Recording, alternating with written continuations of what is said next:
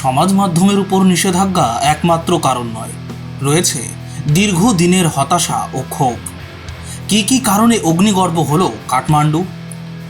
তরুণ ছাত্র যুবকদের বিদ্রোহের মুখে পিছু হটতে বাধ্য হয়েছে নেপাল সরকার। সমাজ মাধ্যমের উপর নিষেধাজ্ঞা প্রত্যাহার করতে হয়েছে নেপালের প্রধানমন্ত্রী কেপি শর্মা ওলির প্রশাসনকে। তরুণদের বিক্ষোভে সোমবার অগ্নিগর্ভ পরিস্থিতি তৈরি হয়েছিল নেপালের রাজধানী কাঠমান্ডুতে। বিক্ষোভকারীদের মধ্যে অনেক স্কুল পড়ুয়াও ছিল। অন্তত পোশাক দেখে তেমনই অনুমান।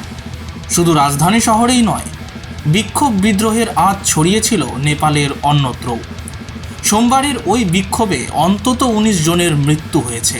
তবে শুধু সমাজ মাধ্যমের উপর নিষেধাজ্ঞায় নয়, সোমবারের বিক্ষোভের নেপথ্যে থাকতে পারে আরও অনেক চাপা অসন্তোষ। গত 1 বছরেরও বেশি সময় ধরে বিভিন্ন সমাজ মাধ্যমের উপর নিয়ন্ত্রণ আনার চেষ্টা করছে নেপাল সরকার। তাদের বক্তব্য, সাইবার অপরাধ, ভুয়ো এবং বিভ্রান্তিকর তথ্য ছড়ানোর উপর রাশ টানার জন্যই এই পদক্ষেপ। নেপালের সুপ্রিম কোর্টের নির্দেশের প্রেক্ষিতে গত মাসেই নেপাল সরকার বিভিন্ন সমাজ মাধ্যম সংস্থার নিবন্ধীকরণের জন্য উদ্যোগী হয়। কোনো অভিযোগ জানানোর জন্য কোনো সংস্থার আধিকারিকের সঙ্গে যোগাযোগ করতে হবে সে বিষয়েও তথ্য চাওয়া হয়। এর জন্য গত 28শে আগস্ট থেকে 1 সপ্তাহের সময়সীমা দেওয়া হয়েছিল সমাজ মাধ্যম সংস্থাগুলিকে। এর মধ্যে যে সমাজ মাধ্যমগুলি নেপাল সরকারের সঙ্গে নিবন্ধীকৃত হয়নি সেগুলিকে গত সপ্তাহে নিষিদ্ধ করে দেয় সে দেশের প্রশাসন। নেপাল সরকারের এই সিদ্ধান্তের ফলে সে দেশে Facebook, Instagram, WhatsApp, x, YouTube সহ 26টি সমাজ মাধ্যম নিষিদ্ধ হয়ে যায়। যদিও রয়টার্স জানাচ্ছে যে সংস্থাগুলি নিবন্ধীকরণ সেরে নিয়েছে সেগুলির ওপর কোপ পড়েনি। এই তালিকায় রয়েছে টিকটক, ভাইবার, উইটক, নিমবাজ এবং পোপ্পো লাইভ। নেপালের প্রধানমন্ত্রী গত রবিবার বলেছিলেন তার প্রশাসন সমাজ মাধ্যমের বিরুদ্ধে নয়, কিন্তু যে সমাজ মাধ্যমগুলি নেপালে ব্যবসা করছে তারা সে দেশের আইন মেনে চলছে না।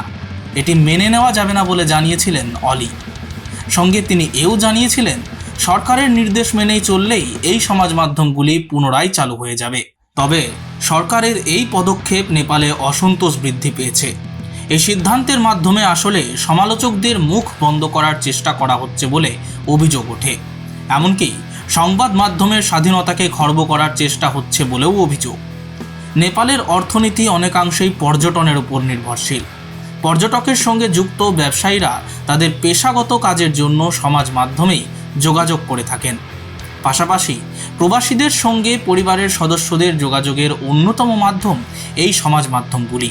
ফলে সমাজ মাধ্যমের উপর নিষেধাজ্ঞা শুধুমাত্র তরুণ প্রজন্মকেই নয়, সকলকেই সমস্যায় ফেলেছিল। সোমবার যে বিক্ষোভ হয়েছে আপাত দৃষ্টিতে সমাজ মাধ্যমের উপর নিষেধাজ্ঞাকেই তার কারণ বলে মনে হলেও এটি একমাত্র কারণ নয়। অনেকের মতে সোমবার যা ঘটেছে তা দীর্ঘদিনের ক্ষোভের বহিঃপ্রকাশ। সমাজ মাধ্যমের উপর নিষেধাজ্ঞা তাতে অনুঘটকের কাজ করেছে মাত্র। 2008 সাল থেকে নেপাল একটি গণতান্ত্রিক প্রজাতন্ত্রে পরিণত হয়। তারপর থেকে নেপালের বিভিন্ন নেতার বিরুদ্ধে দুর্নীতির অভিযোগ উঠে এসেছে। তাদের অনেকে ক্ষমতায় এসেছেন, আবার সরে গিয়েছেন। দুর্নীতিতে নাম জড়ানো ওই নেতাদের বেশিরভাগই ষাটোর্ধ্ব। তবে গত কয়েক বছরে বেশ কয়েকজন তরুণ নেতা জনপ্রিয়তা অর্জন করেছেন নেপালে। তাদের জনপ্রিয়তার নেপথ্যে অন্যতম অবদান ছিল সমাজ মাধ্যমের। নেপাল সরকারের এই সিদ্ধান্তে অসন্তুষ্ট ছিলেন ওই তরুণ নেতারাও। যেমন কাঠমান্ডুর মেয়র বলেন্দ্র শাহ একজন র্যাপ সঙ্গীত শিল্পী। তিনি জেনজির বিদ্রোহকে প্রকাশ্যেই সমর্থন করেছিলেন। সোমবার এই বিক্ষোভ কর্মসূচির আয়োজন করেছিল হামি নেপাল নামে একটি সংগঠন।